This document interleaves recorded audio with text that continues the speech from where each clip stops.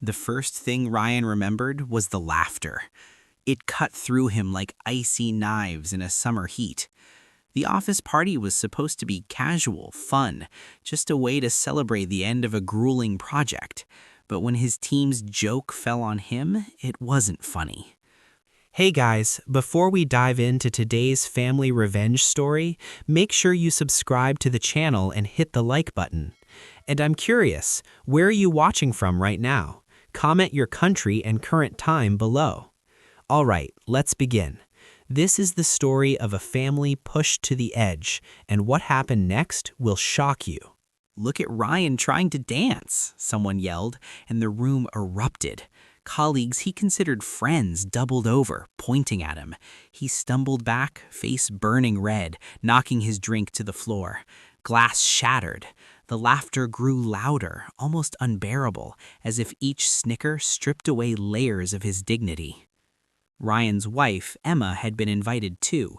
She had stayed quiet, pretending to sip her wine, but he caught the flicker in her eyes, half pity, half concern. But no one else saw it. The humiliation was complete.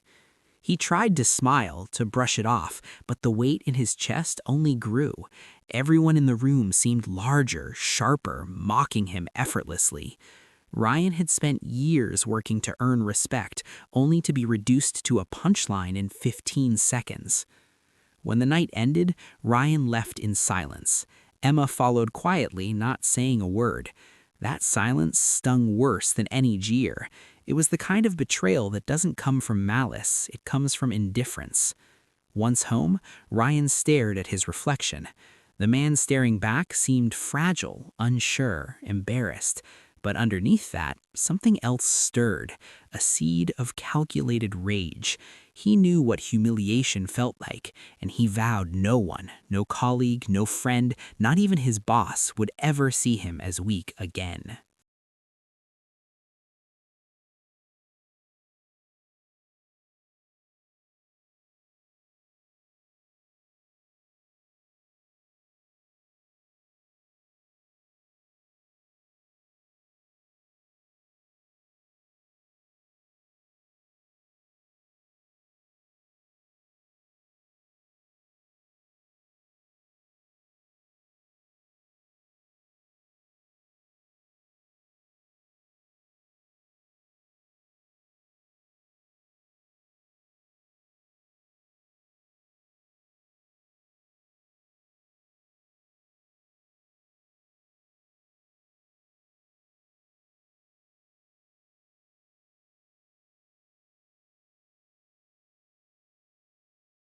Ryan's life didn't change overnight.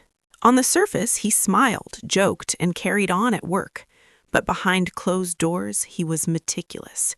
He began studying his colleagues, their habits, weaknesses, the social hierarchies they relied on.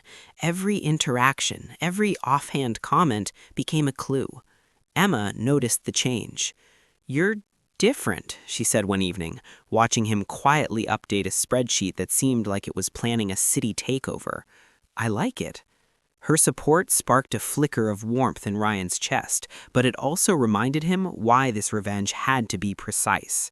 He started small. Subtle embarrassments at office meetings, carefully timed slips of information that exposed his colleagues' incompetence without seeming obvious. A misfiled report here, a forgotten deadline there, but it always pointed back to them. And then came the social manipulation. Ryan discovered the one colleague whose opinion everyone feared, Jeff, the self-proclaimed office king. Jeff's arrogance was unmatched, and Ryan realized that toppling him publicly would humiliate the entire crowd at once. Every move Ryan made was slow, deliberate. He wasn't reacting in anger, he was calculating. He waited for the perfect moment, when the office hierarchy could collapse in a single domino chain.